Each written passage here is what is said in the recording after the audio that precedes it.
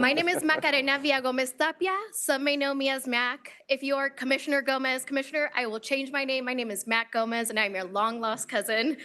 I am a first-year student here at Colorado Law, and I have the pleasure of introducing our next and final Fireside Chat of the day. You know, as a 1L, I think it's fair to say I don't know much, at least yet. But one thing I do know is that having the Assistant Secretary of Commerce for Communications and Information and NTIA Administrator here is a pretty big deal. Assistant Secretary Alan Davidson, leads the NTIA, the President's Principal Advisor on Telecoms and Information Policy. As NTIA Administrator, he oversees a federal agency with over 500 employees working to close the digital divide, manage federal spectrum resources, and builds a better internet. Assistant Secretary Davidson has dedicated the last 25 years working at the intersection of internet technology, public policy, and the law. And to top it off, he's a really nice person. And speaking of nice people and big deals, facilitating tonight's conversation is Colorado's Attorney General, Phil Weiser. Attorney General Weiser has dedicated his life to the law, justice, and public service. And for those of you who don't know, Attorney General Weiser served as the Hatfield Professor of Law and Dean of Colorado Law, and he founded the Silicon Flatiron Center. And I think we've all learned today, he also created the Weiser rule. So this is a warning for all students to come up with a question. But with that, please join me in welcoming AG Weiser and Assistant Secretary Davidson.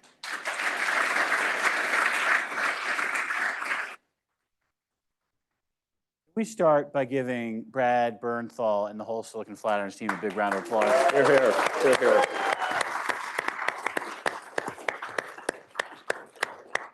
Speaking from personal experience, putting together a conference like this is a lot of work, and this is a joy to be here and have such a consistently high-quality set of conversations, of which Alan Davidson is going to be a tremendous way to bring them to a close. Alan really is the best possible person the president could have gotten for this job. We're so lucky to have him serving. We're lucky that he's got a lab here in Boulder, and we can keep bringing him out here and continue to build that relationship. I can also say he's previously hired graduates of this law school. Hopefully we'll send him more interns and employees. He told me earlier that was an open door. So for the students here, follow up with him later. Absolutely. Obviously, we're going to talk AI, but I want to get to a little bit of broadband, the BEAD program, and also kids' online safety, both topics near and dear to my heart. We've had a lot of conversation about AI, and I do want to say, someone said to me after the panel, boy, Phil, you sound somewhat concerned, even skeptical about the federal government. I want to be very clear. My concern and skepticism is about Congress. I am extremely appreciative of what NTIA is doing. And those who haven't followed this, Alan got out front and said, we need to figure out how do we approach these challenges around AI. And there's two separate tracks, one of which has been required by Congress, one of which you elected to do. I'd love to hear a little about both tracks, if it's okay. Let's start with AI accountability. Was that the one you chose to do? That is the one we chose to do. Why did you choose to do it? Well, first of all, let me start off by saying, echoing what you just said, which is congratulations to Brad and to the whole team at Silicon Flatiron. It's been an incredible day already, and I know how hard it is to pull these off. And I will just say it's like an incredible indulgence for somebody with my schedule to be able to spend a day here with you today anyway, it was meaningful, and I learned a lot. And thank you, Phil, for being here today too. So why do we do what we did? I think it starts with how this administration has been approaching AI generally. And the starting point for us has been that responsible AI innovation, we know, will bring incredible benefits to people. What's your favorite benefit you think AI is going to bring? I think immediately, in the near term, access to more better medical information to a much wider variety of people, and add to that sort of drug discovery, what we're doing in the healthcare space, I think is huge. But I actually think the biggest things are probably not about LLMs. It's a lot of the other work that's going on. You have a rule, large language models. Large language models, I know, I'm learning. Okay, so we've had this approach, we've been talking about it all day, about the benefit side, but we're only going to realize those benefits if we deal with the very real risks, and not just long-term risks, risks that we face today and that people have been talking about all day from the use of these models and these systems. So we've got to do both. We've been talking about that for a long time throughout the day too. NTIA started this project actually almost as soon as I joined, about 18 months ago.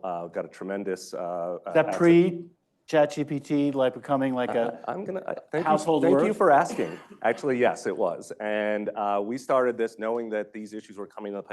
Look, many of the people in the room, people who've been speaking on the panels, have been working on these issues around AI for years, right? And we've known this is coming. I think maybe I'd associate myself with the comments that say, actually, AI has gotten a lot better in the last few years, and I think it has also captured the public imagination. And so for better and for worse in certain ways, this is a moment. But we were lucky to be ahead of it. We started a project on AI accountability, which is this question, if you really believe that we need to be dealing with these risks, one starting point is, how do we really assess, how do we hold the developers and the users of AI systems accountable? How do we assess whether AI models and systems are working the way they're supposed to? What kinds of systems could we put in place to do auditing, and then actually to think about the consequences on the back end? And so that's the project that we embarked on. Got some great people to join us at NTIA to do this. And then, of course, ChatGPT and the large language models have really captured people's imaginations. So we're glad to be part of this conversation. So we've had a couple conversations about models of federal government leadership. One was, I know you were a close observer, NTIA working with the FTC in the 1990s, pushing for these privacy policies to be adopted, publicly disclosed, and then enforced. Another one comes to mind, which I think you also know well, was the NIST work on cybersecurity. Right. As lawyers, I and we tend to think about analogies. Can you come up with a rough analogy about how one might think about what is the right approach to AI? I know that your report is coming out soon, so I don't want you to give too much of a teaser, but just if you had to have a preview, what tools are you thinking about? What tools should we think about? For this piece of it, and again, it's just a piece of the puzzle, but when you think about assessment, maybe one of the good analogies here is the financial auditing system, right? Like, so how do we know whether to trust that a company is actually making money or not making money, or that it's what it's doing financially? We have a whole, ecosystem around financial audits. We have companies that do them. We have standards that we audit their financial books against. We need to develop something like that for models and for AI systems that are deployed in the field. We need to think about, how do we build transparency so we understand what's happening in these systems enough to be able to do assessment. We need standards for how we assess them. We need auditors to come in after the fact and be able to, or come in at the beginning and be able to understand what's happening. And we'll need to create an ecosystem there, just as we have in the financial auditing world. It's a huge project. It's going to take years, but we need to have that ecosystem if we're really going to be able to assess AI systems. So for Paul Ohm's next Masters of Study in Law, it should be AI, auditing, and compliance. Paul's probably already on it. Yes, in the jobs, I bet he is. In the jobs of the future category, this sounds like a huge, important touch point, because AI is going to go into everything, right? AI is going to be in many, many things. It's going to touch almost every corner of our economy. There's a tremendous demand and need that will be out there for people who can help do these assessments. I want to come back to this point because there's so much there. We talked in an earlier panel about trusted intermediaries who could help oversee this, because I think there's a question about, what if someone says, oh yes, I've done this assessment as you said you wanted me to, and I took your gold seal, but then you found out it was all a fraud. What would happen then? Well, we need to, I think part of this and part of what we will, not to overshare, but part of what we'll talk about in our report, I believe, is what do the consequences side of this does it need to look like? Well, I worked with a group of state AGs to file comments. I can say we want to partner with you on this. We recognize this is a critical area. As I mentioned, you got two things coming down the pike. The other one is around openness in AI. Talk about that one and what makes that report different than the one you talked about with respect to accountability. Right. So, the administration has really taken an approach of that was in this executive order, a whole of government approach to the problems that are before us, and really like every corner of government has been touched by this and has a role to play. One of the homework assignments that NTIA got was to produce a report to the president, for the president, by July, about widely available model weights in foundational models. So this question that we discussed this morning, very conveniently, I might add, I don't know who put the debate topic together, but thank you. It was a good chance to help us get some of our homework done. So we've been asked to do a report to look at this. And I'll have to say, I was actually very glad that we were asked to do this, because I think the easy, in the context of a lot of anxiety, particularly about what has been happening with large language models, there could easily have been a quick rush to judgment about making model weights for these important frontier foundational models available. And I think it's good that we're taking a beat and asking the hard questions about under what circumstances should these model weights be available, just the debate we were having this morning. I will say there's a lot of concern on the risk side, about safety, about security, the implications of making models widely available. I think there's also an understanding that we should be concerned about competition, and we should be worried about a situation where you might end up in a world where a small number of companies really control the most important models and systems out there. And so we're looking at both sides of these things and trying to do so with some precision. And even to the point that it was interesting to see the question that was posed this morning is a little different than the question we need to pose, the question that we've been asked to consider. The question today was about making models and data available, presumably with the idea that you could create your own model or create the next version of the model. We've been asked to think mostly about model weights and the use of those models. So part of what we're going to be doing is putting a request for comment out and looking for more input, and we're working to get more input on these topics so that we can answer these questions with some precision. One interesting tool to watch is there'll be a lot of copyright litigation about what constitutes fair use for use in AI models. One could imagine, particularly with guidance from either Congress or maybe the executive branch, if you operate in certain ways that are more open, you may get more slack when it comes to fair use, as opposed to more proprietary profit-driven models, you get less slack. That's a super interesting, that is a super interesting tool for us to consider. So stay tuned. Thank you for that. July. We could keep going, but I want to go to Yes. another topic, which is so critical. The impact of our kids from online activity and social media in particular is something getting a lot of attention. There was just a hearing this week in Congress. You put together, I think, as a co-chair, a listening session that's part of a task force for kids' online health and safety. Obviously, there's so much here. Let me just ask you the most open-ended question. What are your thoughts as we go forward in this space? Obviously, Congress passed one law called the Child Online Privacy Protection Act 2000. We haven't had a lot of legislative activity here. We obviously have litigation that I and other state AGs are involved in. There could be potential action in Congress. What's your sense of this whole conversation, and where does it need to go? Well, first of all, I'll say, I travel around a lot in this job, partly because of the work we're doing around broadband access. But one of the things that I hear the most from families, from parents, from caregivers is how concerned they are about their kids getting online. I'm sure you hear it a ton in your job too. And we really have reached a point where we have to do more. And the president believes we have to have more accountability for the companies that are involved in this. He said so numerous times. We have been given this task. I co-chair this task force that was set up. It's got a ton of important folks in government, including I co-chair it with colleagues at Health and Human Services who are experts in mental health. We've got the Surgeon General as part of it. We've got the Justice Department as part of it. A lot of the Federal Trade Commission. I think there are a lot of questions that are still out there to answer with precision about what the problems are that we need to address. But what I can say is I think all of us believe that we have seen enough and that we know enough to know that it's time for us to act as a government and to act more forcefully. We are putting together the assignment that we've been given is to do 3 different things. One is to produce a set of best practices for industry. A second is to put together a research agenda, which I think our colleagues at Health and Human Services are really going to lead on. A long-term research agenda, how can we get a better handle on the real implications of what's really happening in this epidemic, really, of mental health crises for young people online.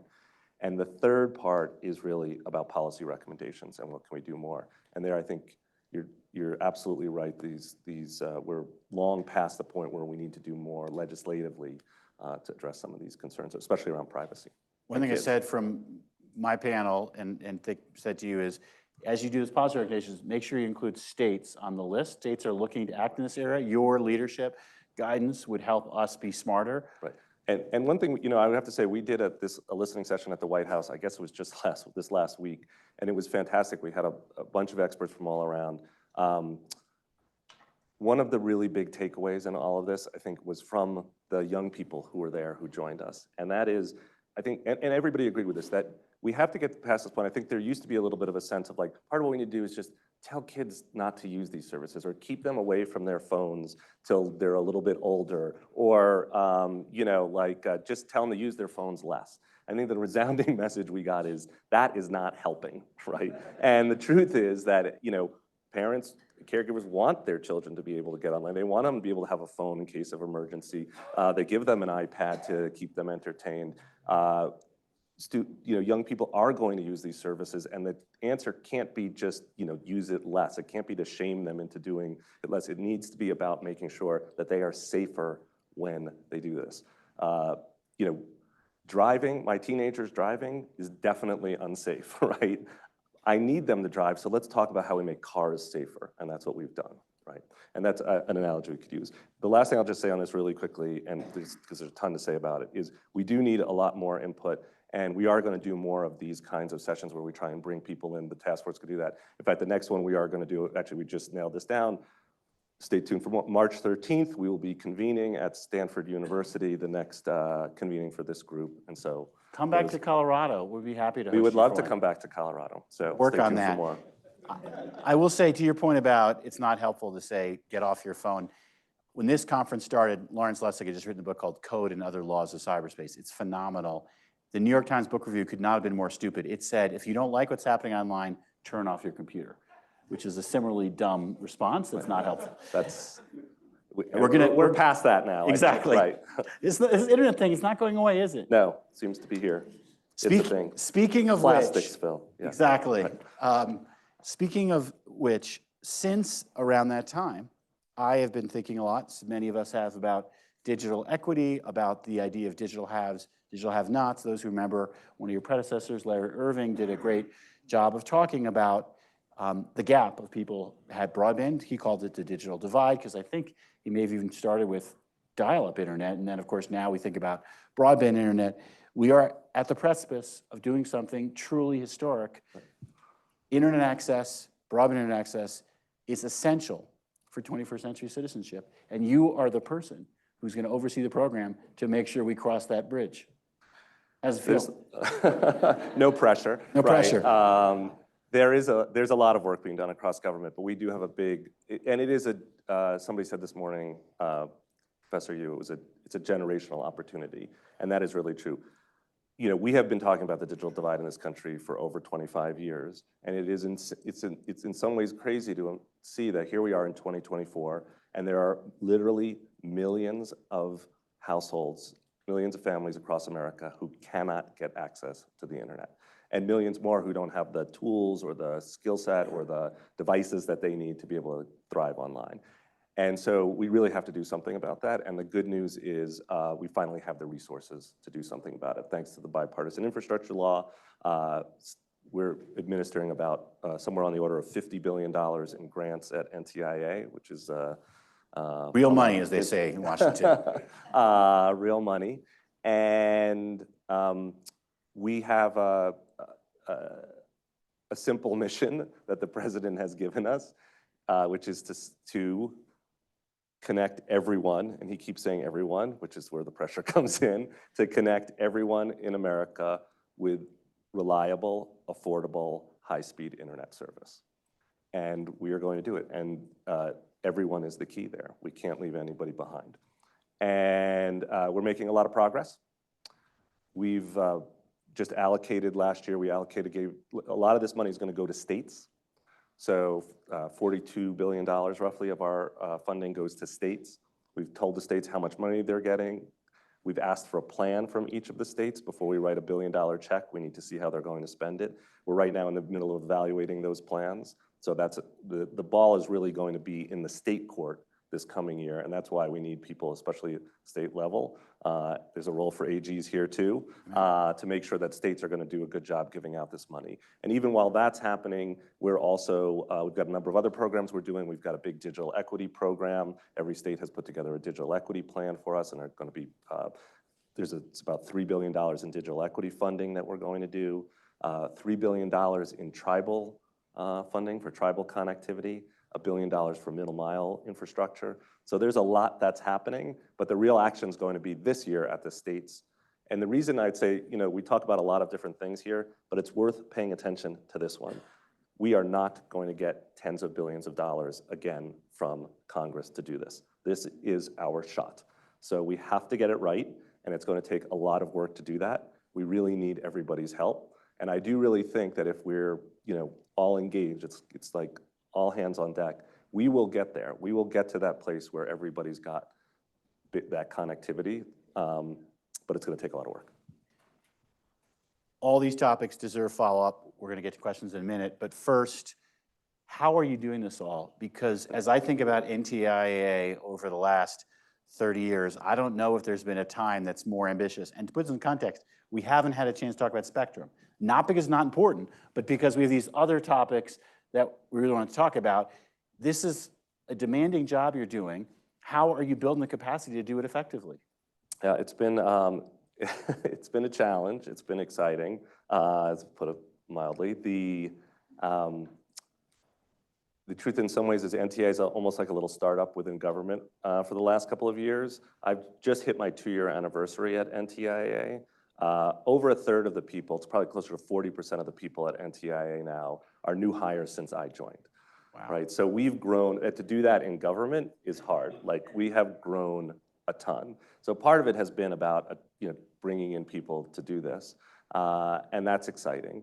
I think we happen to have like a compelling mission, a mission that's exciting, that's interesting to folks, and I think it does feel historic for folks. So that's been a big part of it. But I think the biggest challenge we have, and it's one that people have been talking about today too, is building our capacity to really engage on these tough policy issues, right? And what I mean by that is having people who understand technology and also can operate in a policy environment, right? Who can understand the implications of technology, have good intuitions about technology, also understand policy. And that dual competency is hard to find, and we need it. It's partly why it's so exciting. It feels so good to be here today. And I just say to all the students in the room, we need you. If we're going to really tackle these big challenges, whether it's kids, AI, broadband, spectrum, we need more young people to come into this field and really grow the field. Well, we started this a generation ago, we can say now, because we had what I called killer application in Dale Hatfield, who, when I would say to people, Dale says I should invite you to Boulder, and I was a pipsqueak professor, people would be like, I love Dale Hatfield, I'll do anything for him, I'm there. And that's really how this program got going. And Dale had that spirit, Alan, that you just talked about that true interdisciplinary spirit where lawyers and economists and technologists work together to solve problems. Yes, and we've been lucky to have that actually in that tradition particularly in our spectrum teams who really nerd out on the details of what does it really mean to, to deploy a system in a particular place. How do we understand interference? We've got it. I think we've been able to attract great people, think about what does it mean to deploy networks? How do we do it? How do we get the economists involved? How do we do good business analysis, business case analysis? I'm very proud of our work on tech policy. And I just could say, like, across government, we need more of this.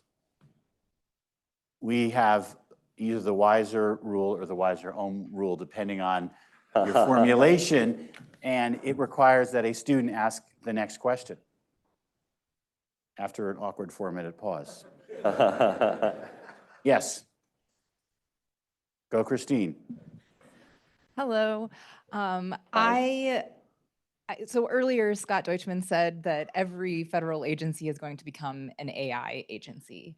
I would love to hear your thoughts on this and what NTIA's role would be, going forward. Any chance you flip it so it's NTIA? NITA? NIT, how you want to do it? I would love that. And first of all, thank you, Christine. It's good to see you again. Christine did not mention she's a bit of a ringer because she was a former NTIA intern. We hope we can draw her back.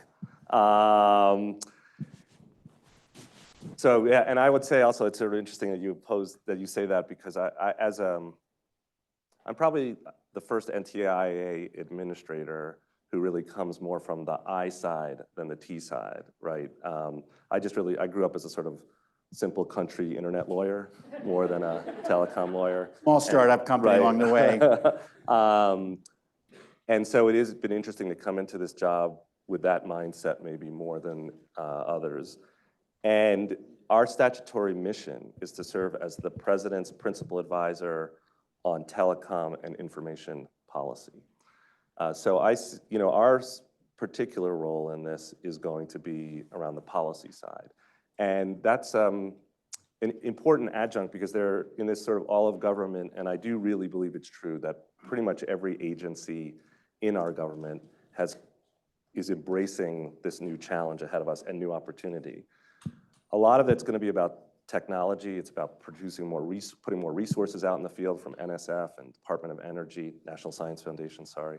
Some of it's our colleagues at the National Institute for Standards and Technology working on technical standards, working on things like the risk management framework. But where I think we need more attention and where I'm hoping to build a real center of excellence at NTIA is around this question of the policy implications of our choices and really understanding how regulation, how policy at the state level, at the federal level, internationally, how that all fits into the technologies that are being fielded out in the world and the standards that we're helping to create. So that's where I hope we will sit. And I do agree that it's going to be important. Since this will touch almost every corner of our economy, this AI revolution, every agency needs to be building capacity. Are we asking Brad if there are people online who have questions? Is that part of the protocol? No one online. How about someone else? Yes, sir in the back. I have a couple of ideas for improving access for people. But one thing that occurred to me when you're talking about teenagers, so I'm wondering if there could be kind of a safe driving course that's created that would confer some benefits if teenagers or whoever took a course or a tutorial on internet safety, and that gave them some advantage. So, love the idea, and I think certainly what we've seen is that digital literacy, media literacy is a huge part of what needs to happen in this space to protect young people online. There's great work that's been done out there. For example, if you haven't seen what Common Sense Media, the sample curricula that they put together for schools, it's terrific stuff. One thing I do think that our group feels, and not to speak too much for the whole task force, but is that we can't just make this, though, about yet another example of telling either young people or parents, like, you just need to learn more, like it's on you, right? That hasn't worked so far, and while it's got to be part of the answer, there also has to be more responsibility taken, I think, by industry and by government. Is that a little bit of the lessons from the whole privacy story? Because it came up here, someone mentioned, I think it was Chris Lewis, that pure notice and choice is not an adequate model because you're just putting too much burden on consumers. We need more affirmative requirements. It was mentioned data minimization is one, Right. You come up with others. Is that a similar point to what you're making about kid safety online? Absolutely. And I think it's about, what are the defaults that are out there? And there are a variety of practices out there. And I think there's a lot of good work that's been done in industry, right? So part of this is about lifting up the practices that we know work well and making sure that we're, raising the floor. Let's go. I've got right in front of me, right here. Thank you so much for being here. So we've talked a lot about protecting kids and teens. I personally worry about my grandparents and how AI might even have more of a risk for them since the younger generation has now grown up with that. What are the differences in how you're approaching that issue versus children, or is there a difference? Well, as a starting point, I'll say it's a great question. And thankfully, we've been given at least our homework assignment is a little bit narrower. It's the Kids Online Health and Safety Task Force. So we do have a narrower remit right now. But I think the point is really well taken, which is we need to really look at these impacts across the population and all of the populations that will be out there who are particularly vulnerable to, for example, misinformation or fraud or some of the other things that are going to be enabled by these new technologies. And it's not just kids and it's not just the elderly, right? I mean, there are other populations that are quite vulnerable. I will say I'm encouraged by a couple of different things. I know that the Federal Trade Commission, which has a lot of enforcement authority in this area, is keenly interested in this. I know that there are intrepid state attorneys general out there who care quite a bit about this and might even want to answer your question too. And I do think there's a lot more that we need to do on the enforcement side. I think right now these are costless crimes in many cases. We've looked a lot at the intermediaries, which I think is really important. I think there's more we could be doing to make sure that we're also really going after the bad actors who are out there doing these bad things. But I'll take the segue. Intermediaries are now getting due attention for all the robocalls that are coming at people. The FCC, and I give our current chairwoman a lot of credit for being thoughtful about, wait a minute, these carriers are carrying what they know to be robocalls, let's come down on them. So a question for Alan, more homework you're giving him. What are going to be the ways we can create consequences for those who create tools that knowingly enable, so you hear the term deep fakes, because your point is right on. It's easy to get anyone's voice, create a message to a grandparent that says, I'm in trouble, I need you to send me money now. And that can be sent as a, essentially, message that is a voice message, they get it. And a lot of times grandparents get scared and act first, later realize, oh, it's a scam. So you're 100% right, this is a real threat. And then of course, we now know, we've heard about this robocall that happened pretending to be President Biden, it wasn't. What's this gonna mean for our politics? So I agree, AI and basically scamming or deceiving people is part of what we have to deal with.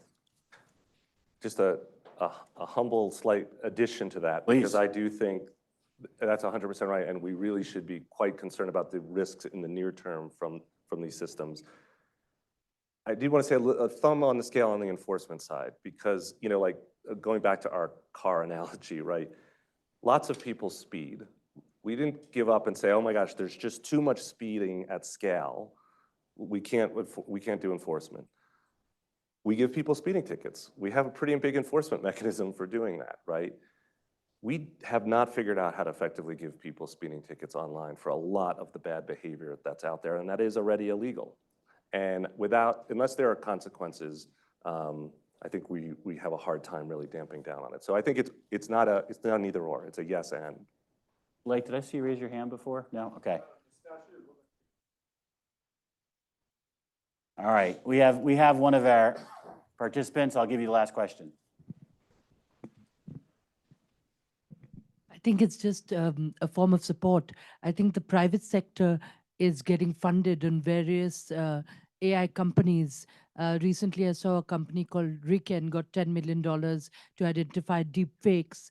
Another company is looking at supporting you in your work to identify abuse against children and pornography and other things like that. So I think there is some response that is going to come out of necessity from the private sector, and we should see AI companies coming up to tackle AI problems.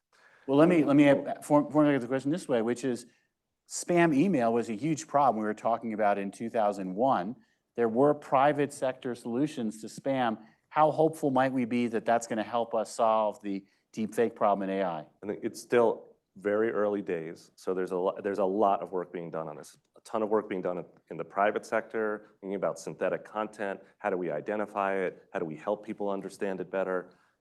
You're seeing it's part of the government response as well. Part of the executive order that was put out by the president includes some real big homework assignments also on looking at things like watermarking, authentication of content, provenance tracing, right? I think it's an example of, if there is a note of optimism in the face of all of these really real, very real problems that exist out here and very real risks that are confronting us soon, faster than we expected, it's that I would say we are rushing to the fire faster than we ever have before. There is a sense of urgency in our community that I think we had not seen in previous generations of tech policy, right? We've got governments who are really engaging on this. The US, other governments around the world are really involved. State and local governments getting involved. You've got industry stepping up in a way that we haven't seen before early on in this process. And I think you have a civil society and academic community that's deeply engaged. And if there's anything you could take away from today, very smartly engaged on the real, like, hard parts and nuances of this problem. So if I have a source of optimism, it's about the conversations like the ones that we've had today, right? And the fact that we're engaging early, and we've got a community of young people who I think seem to be pretty engaged in helping us figure this out too. That's a great note. I do want to give you one admonition as we go to the reception. A corollary to the Weiser rules at the reception, please, professionals, find students and talk to them. And as Alan has just done, offer them jobs and encouragement, ideas for their student notes. Can we thank Alan Davidson for a great fireside chat?